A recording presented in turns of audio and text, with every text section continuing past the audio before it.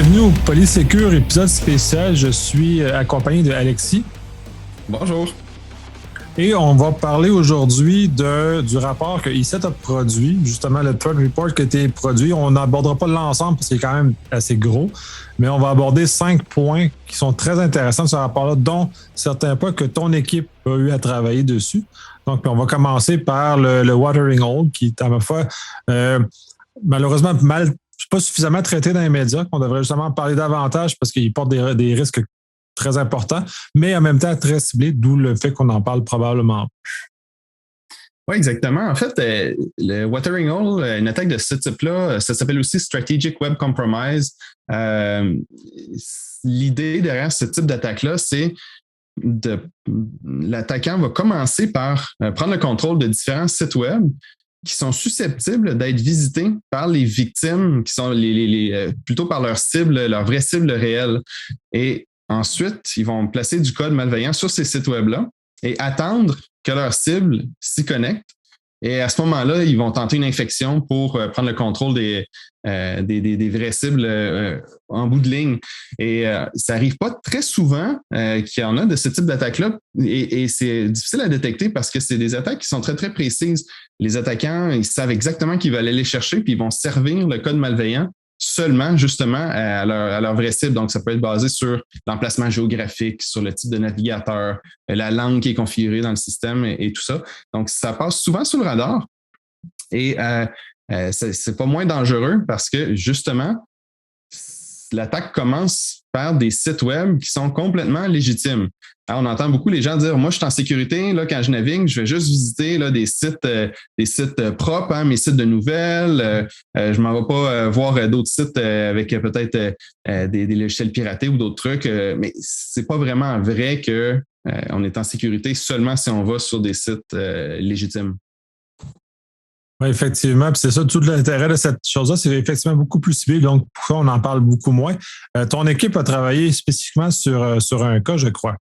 Oui, en fait, on remonte il y a même quelques années, on a monté un système, c'est mon équipe de Montréal qui a monté ça, Mathieu Faou, pour ne pas le nommer, qui a monté un système qui c'est comme un crawler, qui va aller inspecter des sites web. On en a énormément et il va aller créer une espèce de baseline sur des sites web qui pourraient être utilisés par des attaquants. Là, on va penser à des sites web gouvernementaux, des sites web d'organisations dans les médias, par exemple.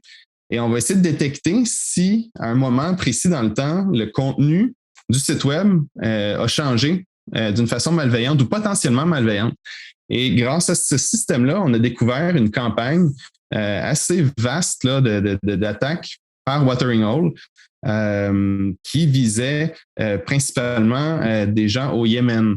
Et là, les sites web qui ont été compromis ou pour lesquels il y a eu des faux sites, des copies là, qui ont été mises sur pied. Là, on parle des sites comme du ministère des Affaires étrangères de l'Iran, une grosse compagnie dans l'aérospatiale en Italie. Donc, c'est vraiment des gros morceaux. Et ultimement, leur but dans cette attaque-là, c'était d'attendre que les victimes se connectent à ces sites-là et de leur servir un exploit là, du code malveillant pour prendre le contrôle des visiteurs. Donc, une attaque très, très ciblée. Est-ce qu'il y en a d'autres que vous avez eu à regarder, à part celui-là? Oui, on en a découvert quelques-unes dans le passé. Certaines, on n'en a même pas publié les résultats parce que le gros défi, et c'était le cas dans l'histoire dont on parle, c'est qu'on n'a jamais pu mettre la main sur le payload ou sur le logiciel malveillant final. On n'a pas été capable de se faire passer pour une victime. On savait que les sites étaient compromis. On voyait un petit bout une petite redirection, puis on se faisait tout de suite laisser tomber. On a essayé autant comme autant, donc on peut juste spéculer sur qui étaient les vraies victimes. Là, on se doute que c'était au Yémen juste par le thème des sites web qui étaient impliqués, là, mais on n'a jamais pu savoir vraiment qu'est-ce qu'il en était. Donc, ça arrive là, qu'on va détecter des sites web qui sont compromis, qu'on se doute qu'ils sont impliqués dans une Watering Hole attack. Mais à part de donner l'information, rapporter qu'il y a un problème aux propriétaires des sites web, on ne sait pas c'était quoi le but, on ne sait pas qui était derrière. C'est beaucoup plus difficile. C'est un peu dans un cas comme un NSO, NSO Group pour les iPhones hackés. On n'a aucune idée qui était en arrière, jusqu'à temps que tout explose dernièrement. Là, mais avant qu'il y ait quelque chose de plus clair qui apparaisse, on était un peu dans le néant. Là. Exact. Puis en fait, tu parles de NSO, puis dans le cas de l'attaque qu'on a documentée, on soupçonne que les gens derrière l'attaque étaient des clients d'une firme qui s'appelle Candy.ru, qui est carrément un compétiteur à NSO. Donc, on soupçonne donc que l'espèce de framework, là, ou le produit vendu par Candy.ru, un produit d'espionnage, a été utilisé dans cette attaque-là. Pas exclusivement, donc, mais ça faisait partie de l'attaque comme telle. Donc, on peut se douter là, que c'était extrêmement ciblé, puis c'est des cibles de haute valeur pour l'attaquant là, qui étaient les vraies cibles au final. Bon, ben, on peut supposer que c'est des trousses des toolkits qui doivent être très, très dispendieux, même comme le chose de NSO devait l'être également, parce que ça va être justement ciblé de façon très, très pointue pour des besoins généralement d'espionnage ou de contre-espionnage, tout dépendant des cas. C'est intéressant de voir que c'est utilisé dans ces contextes-là, puis c'est encore vivant, ces stratégies-là, que ça continue à évoluer, puis c'est un peu épeurant. Ouais, c'est épeurant, oui. Quand même, quand les attaquants sont très, très patients puis très déterminés parce qu'ils savent qui ils veulent aller chercher, puis c'est des attaques, tu sais, si on pense juste au supply, je dis toujours supply chain, mais c'est Watering Hole. Si on pense au principe, hein, on met en place des espèces de trappes et on attend passivement que la cible s'y connecte. C'est pas agressif, c'est pas envoyer des courriels avec des pièces jointes malveillantes, c'est vraiment on met les pièges en place puis on attend que la victime tombe dedans. Puis après ça, on voit qu'il y a plusieurs couches. Comme je disais, on n'a pas été capable de retrouver le payload à la fin. Donc, il y a plusieurs couches qui vont valider qui est le visiteur pour pas révéler le fin fond de l'attaque. Oui, c'est très, très intéressant. Ce qu'on voit dans les stratégies anti-debug pour les malwares plus conventionnels, eux vont même plus loin que ça. Justement, tu n'es même pas capable de t'approcher du code parce qu'il t'intercepte avant. Là. C'est fascinant, ce genre de choses-là. Puis je trouve ça très agréable de pouvoir parler à quelqu'un qui a justement travaillé un peu dans la recherche aux autres. Il va y avoir un thrill à aller jouer dans ça. Oui, en fait, des fois, on oublie un peu dans l'univers dans lequel on baigne, hein, parce que notre quotidien, on est les deux mains dans du code malveillant, puis on creuse, puis une fois de temps en temps, on se relève la tête et on dit, attends un peu, qu'est-ce que ça veut dire ça? Ça veut dire qu'il y a tel groupe qui est en train d'être ciblé, puis ça se passe maintenant. On réalise dans quoi on est. Mais dans le quotidien, là, des fois, on est juste tellement focusé sur la technique pour essayer de comprendre vraiment concrètement comment l'attaque fonctionne qu'on oublie que ça s'inscrit dans des enjeux des fois beaucoup plus grands, beaucoup plus larges. Oui, c'est rendu beaucoup plus sophistiqué que ça l'était. Puis tant capable de sophistication, là, on va glisser vers APT29, qui, dans le fond, qui est un groupe qui utilise peut-être pas nécessairement les Watering Hole dans ce cas-ci, mais qui utilise une panoplie d'outils pour un peu nuire aux autres. Oui, APT29, aussi appelé sous le nom de Dukes, Cozy Bear, Microsoft a donné le nom de Nobelium. C'est un groupe qui est actif depuis très, très longtemps. Probablement, ils sont les plus connus pour leur attaque contre le comité, le DNC, là, le comité ou le Parti démocrate américain lors des élections de 2016. Donc, c'est un groupe qui opère pas de façon constante. On voit des grandes périodes où est-ce qu'ils sont inactifs. On a vu là, à l'automne dernier qu'ils ont repris du service. Ils se sont mis à envoyer des courriels de phishing à des diplomates européens. Donc, c'est des... En PT29, là, ils n'ont aucun espèce d'intérêt pour le gain financier. C'est du cyberespionnage exclusivement ou des opérations un peu comme l'attaque aux États-Unis. On peut discuter si on veut des vrais motifs derrière cette opération-là, mais donc, c'est vraiment de l'espionnage. On parle de cibles, comme des missions diplomates, des employés des ministères des Affaires étrangères. un peu partout dans le monde. Donc, ouais, ils ont repris du service. Ouais, c'est ça, clairement, un groupe qui est financé par un État là, pour faire ce genre de choses-là, parce que sinon ils se sont pour l'argent. Fait que c'est un ou c'est l'autre. Dans ce cas-ci, ben là, de leur nom, je suppose que c'est un groupe qui est de nationalité russe, en tout cas, bref, que ses racines principales en Russie. Ouais, ben en fait, il y a plusieurs organisations qui ont attribué ce groupe-là de près ou de loin, ou plutôt de près au gouvernement russe. Nous, on reste prudent, ou en fait, on se mouille même pas dans l'origine des groupes qu'on étudie. Parce qu'on n'a pas toute l'information. On est vraiment au niveau de comment le groupe opère d'un point de vue opérationnel, comment leurs attaques fonctionnent d'un point de vue technique. Et c'est comme ça qu'à nous, on attribue une attaque.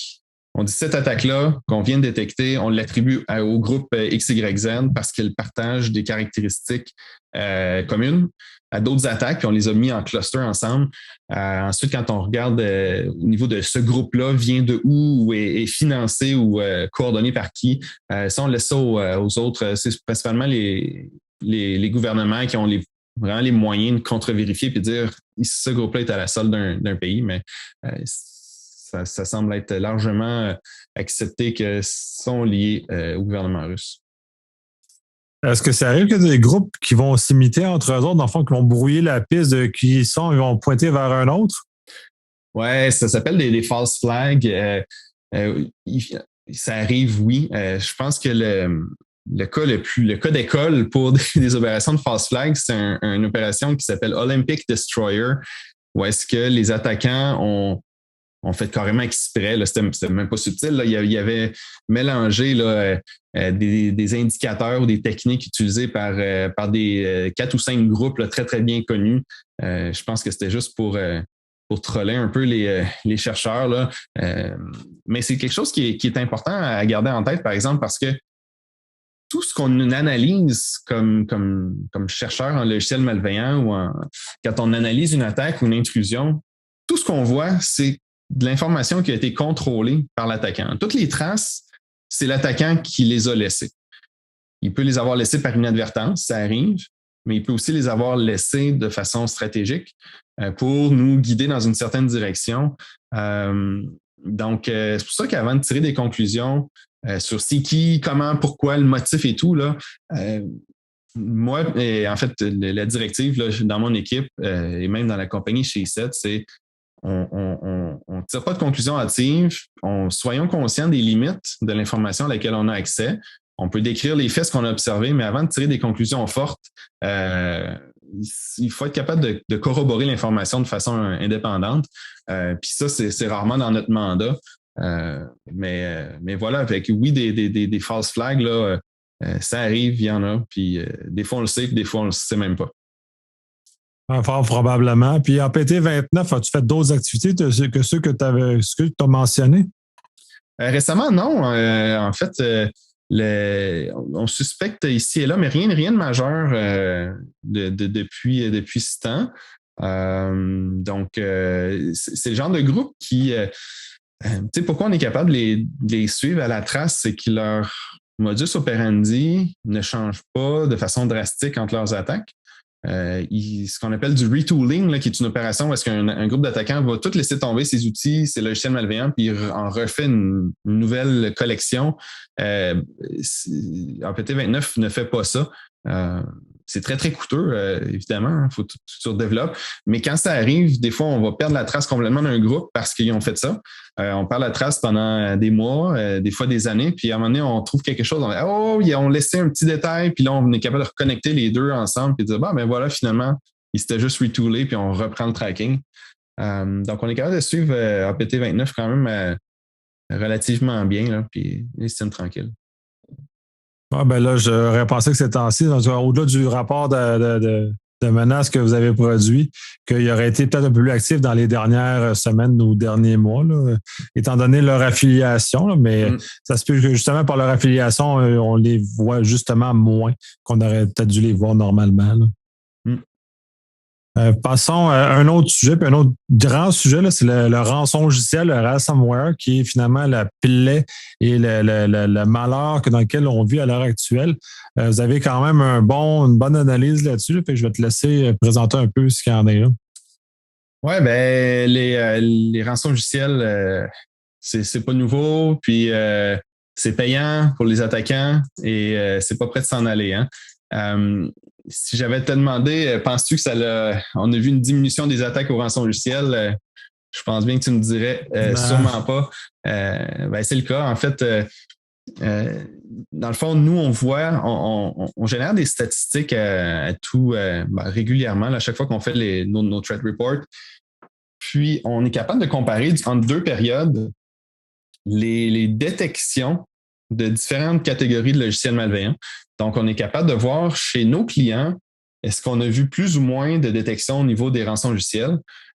Puis, ça n'arrête pas d'augmenter pour les rançons logiciels, en fait, pour la plupart des catégories de logiciels malveillants. Donc, des fois, il y a des nouvelles familles qui émergent ou qui prennent le dessus. Mais peu importe, là, à chaque période, là, c'est en constante augmentation. Ouais, ben, je vois un peu dans la liste là, de statistiques que vous avez justement dans votre rapport. Là, c'est effectivement, j'en reconnais certains. Là. Moi, je suis plus familier de me battre avec Trickbot, Emotet et Rieux, qui sont ceux avec qui m'ont causé le plus de soucis jusqu'à présent, mais faut pas se limiter à ça parce que ça n'est que des outils utilisés par des malveillants et qui sous-louent. C'est tout le problème des rançongiciels. C'est tous des toolkits qui sont loués en plus. Ouais, c'est ça, ransomware as a service. Et il y a aussi l'autre chose, c'est qu'il ne faut pas mal interpréter nos statistiques parce que je parle bien de détection. Hein, fait que ça veut dire sur un poste de travail, on a vu et bloqué ce rançongiciel-là. Mais il ne faut pas mélanger ça avec l'impact ou la gravité hein, d'une infection. Donc, ce n'est pas parce qu'on voit plus de WannaCrypter chez nos clients que c'est le logiciel, le ransomware qui est qui a le plus d'impact au niveau, disons, financier.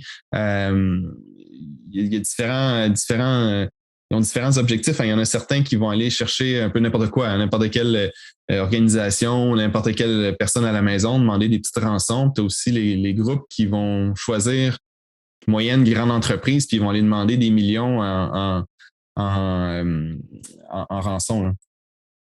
Ouais, ben c'est ça, c'est tous ces outils-là sont utilisés à différentes fins. Là. C'est très intéressant. De toute façon, ceux que vous avez dans votre liste, c'est tout du Windows. Est-ce que vous avez vu dans Mac un peu aussi? Dans Mac, ça fait très longtemps. Dans un rançon logiciel pour Mac, ça fait. Écoute, ça doit faire des années qu'il n'y en a pas eu. Qu'il n'y en a pas eu de nouveau en activité. Mais c'est une bonne question. Hein. Les logiciels malveillants sur Mac, il y en a pas beaucoup. Il y en a vraiment pas beaucoup, en fait, comparé à Windows, de loin. Ce qu'on trouve le plus sur Mac, c'est du adware. On en trouve du beaucoup plus sophistiqué sur Mac que sur Windows. En fait, c'est vraiment fou les techniques qui sont utilisées, les techniques de persistance qui sont utilisées par les logiciels de type adware pour Mac. C'est assez phénoménal. Ouais, mais c'est parce qu'en même temps, les utilisateurs de Mac se croient justement invulnérables. Fait que, tu sais, ils ont moins tendance à avoir un antivirus ou prendre des mesures qui sont, disons, adéquates pour protéger leur machine et ils vont accepter plus facilement. Ça, en Mac, en plus, ils te demandent l'autorisation. Voulez-vous vraiment exécuter le logiciel? Oui. Puis les gens vont s'infecter. Là. En tout cas, je trouve ça assez fascinant. Ça me permet de glisser vers iOS, tant qu'à rester dans la même famille de manufacturiers. Vous avez vraiment un pan de mur qui parle justement de ces éléments-là, qui sont quand même non négligeables parce que il s'attaque beaucoup à cette plateforme-là. On a vu avec le NSO, entre autres, qu'il l'a fait, mais c'est pas dans les mêmes perspectives qu'on a comme on va trouver sur un poste de travail, par exemple. Non, c'est beaucoup plus rare les menaces sur iOS. Pour quelques raisons. En fait, si on compare iOS puis la plateforme Android, hein, c'est deux plateformes mobiles, c'est deux plateformes propriétaires, une qui est gérée par Google, l'autre qui est gérée par Apple. Et la, la, la plateforme iOS, c'est beaucoup plus difficile de rentrer du logiciel malveillant dessus, entre autres parce que les mécanismes de sélection du App Store de Apple sont beaucoup plus rigoureux. Donc, ils rejettent beaucoup plus d'applications que Google. Et ensuite, pour pouvoir exécuter du code sur un device iOS, en général, là, ça prend des exploits. Il faut trouver des vulnérabilités. Et souvent, c'est des chaînes de vulnérabilités pour bypasser plusieurs couches de sécurité. Et ça coûte très, très cher. Donc, pour avoir un retour sur l'investissement, disons qu'il faut que l'attaquant veuille vraiment, vraiment rentrer sur un téléphone. Et là, tu parles de NSO et les autres compagnies spécialisées là-dedans, mais c'est leur business model. Ils vont soit développer ou acquérir des exploits, puis ensuite, ils vont permettre à leurs clients de les utiliser pour infecter leurs victimes. On a vu d'autres types, par contre, de façons ou d'autres portes d'entrée. Dans le cadre d'une entreprise, si on veut pousser une application maison sur des téléphones iOS, c'est des applications qui ne sont pas sur l'App Store, c'est des applications custom. Il y a une façon légitime de gérer un parc de téléphones iOS. Puis en gros, là, sans rentrer dans les détails, c'est que l'entreprise va installer un certificat spécial dans le téléphone. Puis ensuite, le téléphone va accepter d'installer des applications signées par ce certificat-là, puis tout va bien.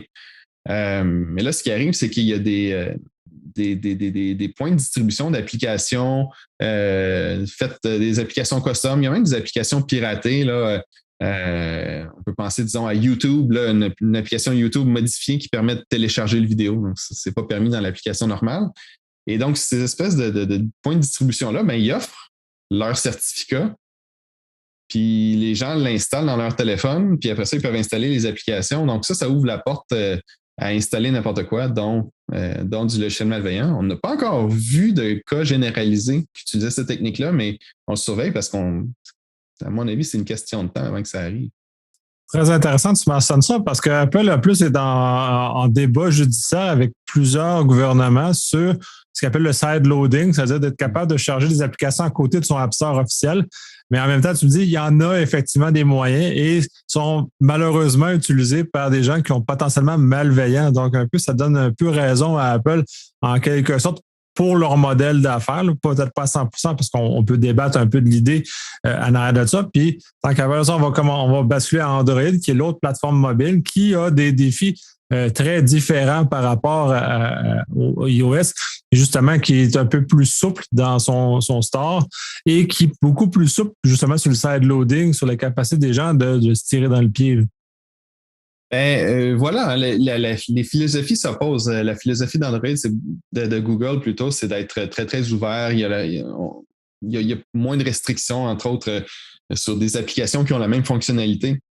Si tu cherches une application, disons, pour lire un code QR dans le Play Store de Apple, de Google, tu vas en trouver une panoplie. Mais si tu fais la même recherche sur l'App Store d'Apple, il n'y en aura pas beaucoup. Donc, il y a moins de duplicité de fonctionnalités au niveau des applications. Il y a juste beaucoup d'applications qui rentrent dans le Play Store. Ceci étant dit, Google s'est vraiment amélioré dans les dernières années à leur crédit, là, ils ont investi beaucoup dans leur qui s'appelle le Google Bouncer, là, qui fait l'espèce de filtre de ce qui est accepté dans le Play Store. On a même chez SET, on a un partnership avec Google pour gérer ou pour donner notre avis, disons, sur les nouvelles applications qui rentrent. Malgré tout, il en passe. Et il en passe beaucoup. Des logiciels soit qui vont se monétiser là, avec la publicité ou autre truc. Ouais, c'est beaucoup. C'est très difficile, le modèle. On ouvre à tout et on scanne après. Là. C'est un peu comme le modèle du blacklist des antivirus classiques d'il y a quelques années, là, où c'est une course sans fin, versus ce modèle que Apple a un peu plus pris, où pas parfait, mais quand même qui limite plus, c'est plus dans du whitelisting qui t'autorise, mais pas tout. Là. C'est un peu très intéressant. Ça faisait le tour des sujets que je voulais aborder là-dessus, parce que sinon, on en aurait probablement pour des jours à en parler de tout le contenu. C'est très intéressant. Moi, j'aime beaucoup ce genre de rapport-là, puis que ICET participe, comme plusieurs autres aussi, justement à contribuer à augmenter la connaissance de tout le monde sur ce genre d'éléments-là. J'ai beaucoup aimé lire ce rapport-là. Fait que je te remercie énormément de ton temps pour justement être venu partager quelques bribes avec nous. Avec plaisir. À la prochaine. Prochaine.